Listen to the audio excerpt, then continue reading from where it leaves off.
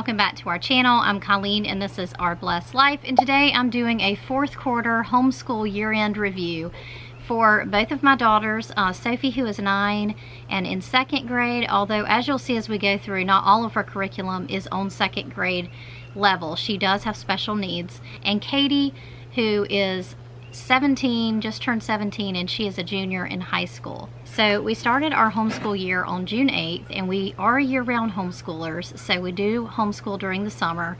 And we ended our homeschool year on Friday, May 15th with 200 days. And that is typically what we usually do for our school year as far as the length of the school year. So for morning time this year, we read books of the Bible. We started with Genesis, and we made it through Judges in the Old Testament. We also read the book of Job and the book of Esther, because we kind of skipped around a little bit based on what we were doing in our evening devotions. And then in the New Testament, we read through Acts. We also did current events using CNN 10 and World Watch News, and we also used The Good and the Beautiful History Year 4. And we really enjoyed our morning time. All of those, just reading through the Bible, that's really good.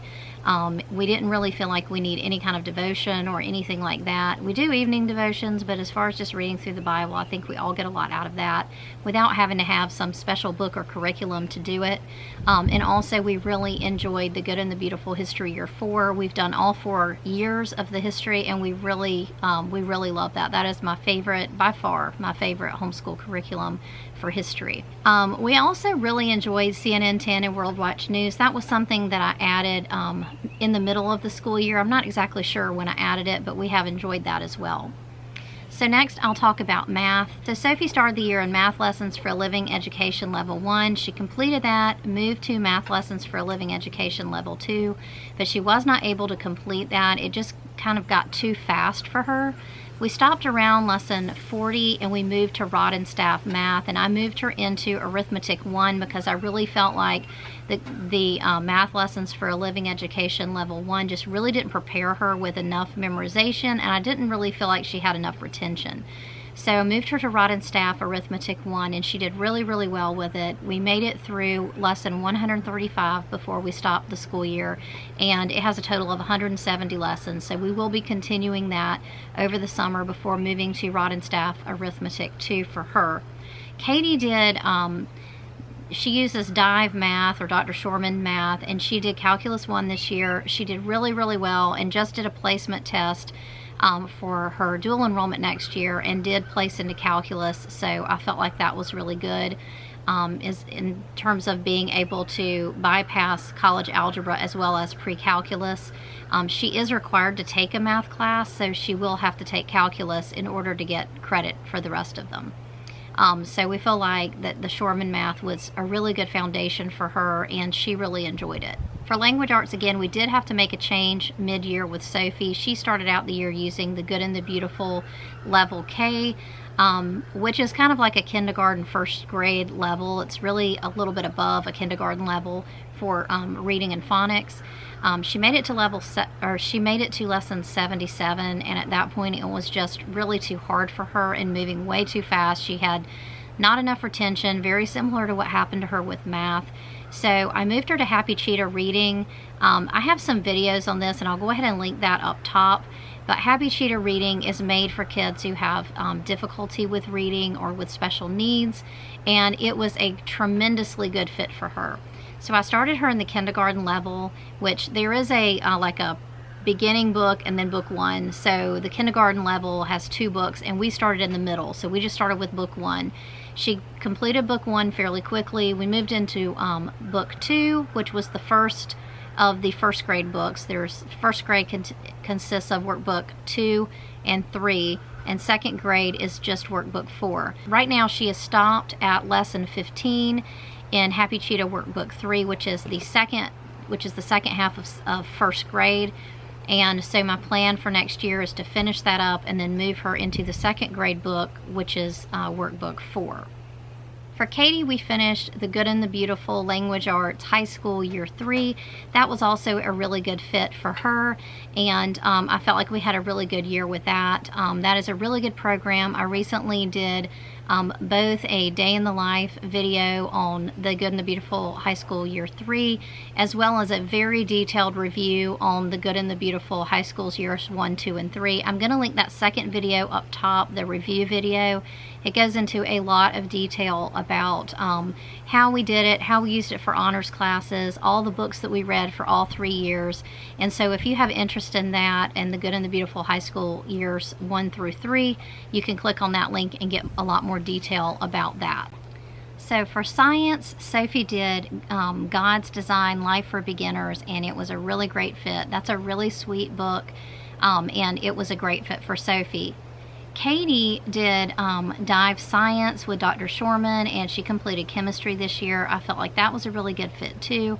We also added a research paper on how the coronavirus vaccines work, with a sort of a biochemistry slant there, and that was what she did for her research project for honors. And I think both of us learned a lot from that research paper. So that was what Katie did for science, and I felt like that was a really good fit this year as well. So for history, Sophie did My Story 1, and although she did enjoy it, I wasn't the biggest fan of that. I definitely wouldn't use that book again. To me, it seemed like there were a lot of time wasters in there, and also a little bit too much writing. Like I said, Sophie has special needs, and I like to save the writing for subjects like handwriting, math, and reading, or language arts. And so for me, I would not pick that one again. We did 2 history curriculums with Sophie, and the second one was Becca, and it was just their 2nd grade history reader, and that's a really sweet book as well, and Sophie really loved that one, and I like that one much better than the My Story 1. So it's just a short book, and I knew that Sophie really liked their 1st grade history reader, so I went ahead and got that as well, and it was easy to incorporate, even doing the My Story. Katie did Master Books World History, and that was a good fit. We did make that an honors class just by adding some projects from the Good and the Beautiful History, just by taking their Student Explorer for grades 10 through 12 and just picking selected projects from the Student Explorers. That was a really great way for us to make that honor, so I felt like that class worked out really well also. I do have a video on how to use the Good and the Beautiful History for high school, and I will link that one up top. However, I chose not to do that because it is a lot harder to do it. I chose to use the Good and the Beautiful Explorers, Student Explorers for honors projects instead, because Master Books History does give you tests, and if you are doing a class in high school, you do need a means of assessment, and not having to create your own tests is definitely a win for the parent. So I chose to go the route of using Master Books rather than the Good and the Beautiful for high school credit. Alright, so in the other subjects that we had, Sophie's only other subject, other than her therapies, which we do count as a school subject for our accountability group, she did the Good and the Beautiful handwriting, and that was level 2, and she finished most of the book. She made it through lesson 75, and after that we discontinued that book in favor of Happy Cheetah because she was already doing handwriting in Happy Cheetah. Also, the handwriting got very small in level 2, and it was just easier for us to use Happy Cheetah. It was just easier on Sophie to have like the bigger, younger student writing space. So for French, Katie completed Fluens level 3 and most of level 4. Next year, for her last year of French, she'll complete level 4 and all of level 5. Katie loves Fluens for French. It's a real practical software. I do have a video review of Fluens for foreign language, and I will link that up top so you can get some more information about that. Alright, so the last subject for Katie was computer science, and we used CompuScholar for computer science, and that was not the best class. Katie felt like it was really out of date and a little bit hard to use, especially as a Mac user. So although we did make it through, she's going to get her credit, it worked out fine. That's definitely not one that we would pick again, so just want to mention that. But that was CompuScholar, and it's just an online computer science class. So overall, this was a really good homeschooling year for us. I felt like most of the curriculum that we picked, we did not have to change. Just the reading and math for Sophie, which is almost always the case. However, I do feel really good moving forward with Rod and Staff for math and Happy Cheetah for reading.